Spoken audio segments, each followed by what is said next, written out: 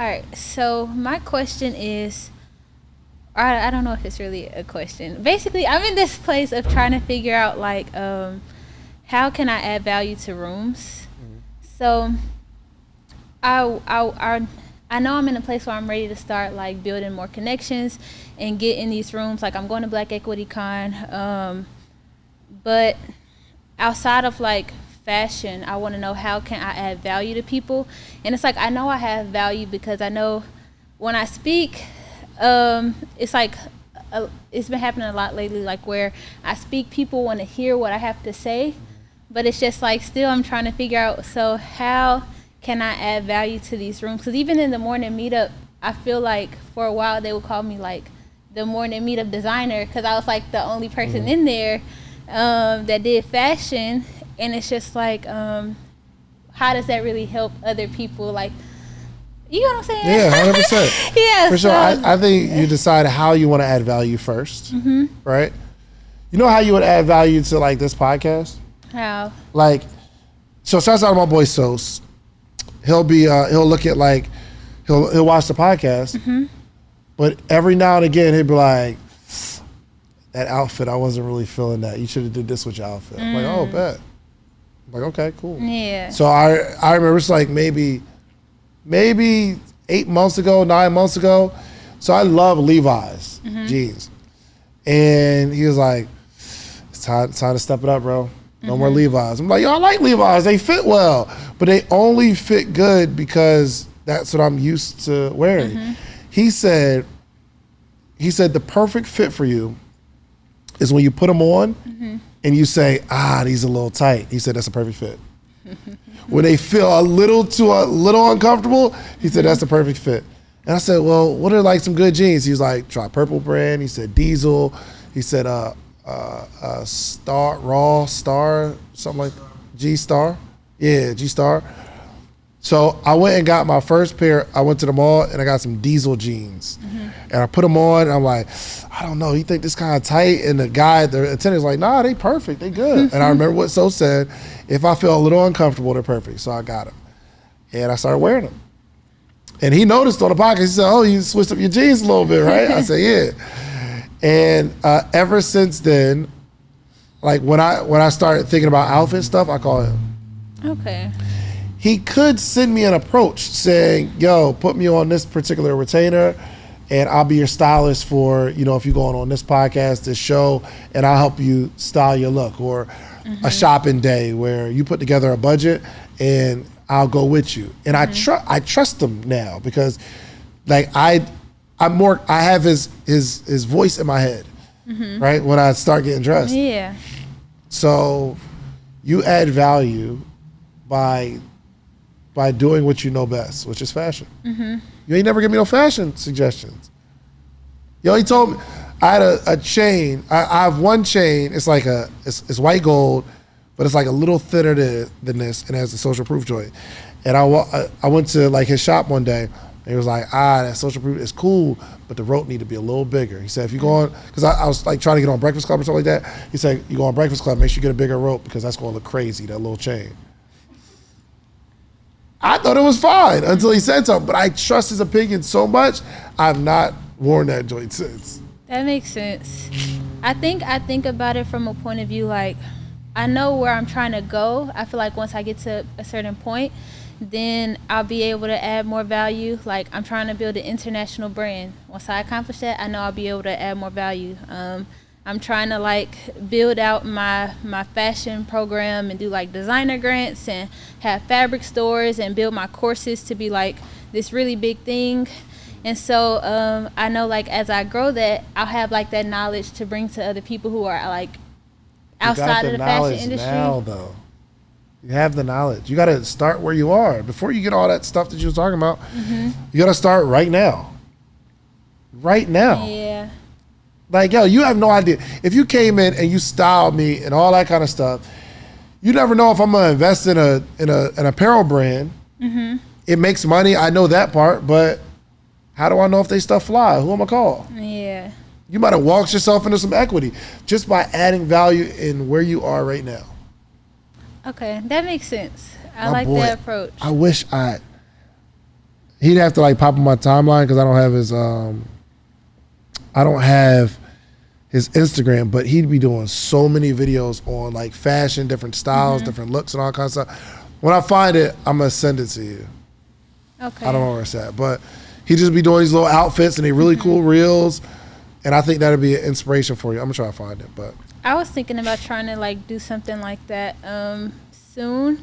Yeah. But also, since I am like in like a luxury space, it wouldn't be like me trying to help people figure out their everyday wear, but maybe like for events or something, or even like, I know for maybe like connecting with high level men, like maybe bringing their wives into it some type of way, like maybe I could help them. But you don't know what's gonna lead into that.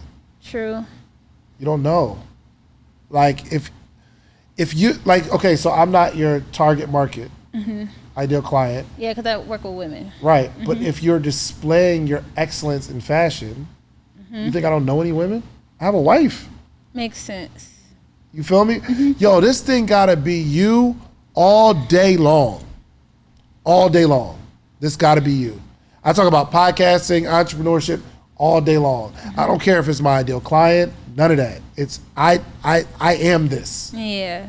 So you need to be when you see something and you have a suggestion, I'm sure Donnie's coming here with an outfit, you had some sort of suggestion. Or you like the way you did it. You could explain it like, oh, I like the way you did that. Then we see you as an expert. It's not that you're trying to get her as a client, but this gotta be you all day, every day. Fashion, everything. So when I go to Black Equity Con, that's how I should start relationships or like approach people in that way? Like 100%. Get a camera phone and have somebody hold it and say, yo, I'm about to go around Black Equity Con and I'm gonna point out the dopest outfits and I'm gonna explain why these outfits are the outfit. All right, yo, I see you got this outfit. Okay, I see you got this.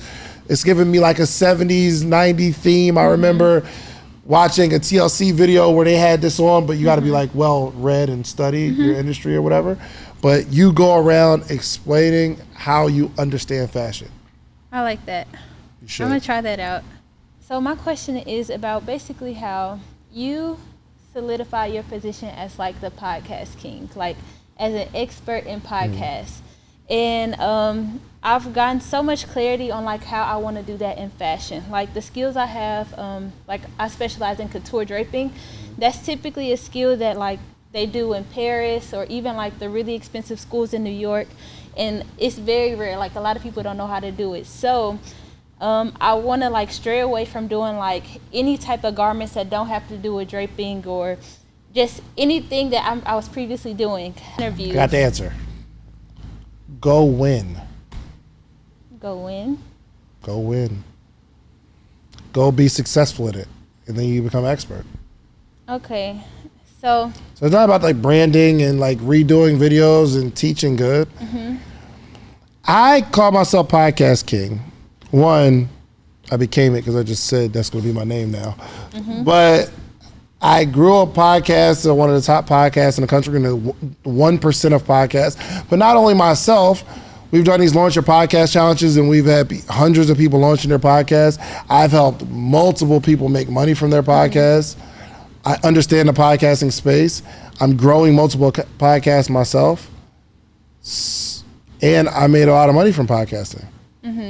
So it's not just, and there are some people who just don't have successful podcasts, but they're teaching people how to be podcasters. Yeah. Which I'm not, it's no knock on it. Keep doing your thing. I'm just saying if you want to be considered an expert, you got to have some big wins. Not the fact that you constructed a dress, but can you get multiples?